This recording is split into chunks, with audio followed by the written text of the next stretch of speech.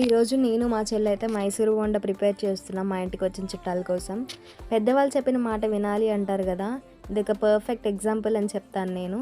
మేమైతే చాట్‌జీపీటీని యూజ్ చేసుకుని మైసూర్ బోండా చేద్దామని చెప్పేసి రెడీ అయ్యాము. ఈ మైసూర్ బోండాలో మైసూర్ ఉందో లేదో తెలియదు కానీ ఈ బోండా వేయడానికి మాత్రం మేము చాలా తిప్పలు పడ్డాము.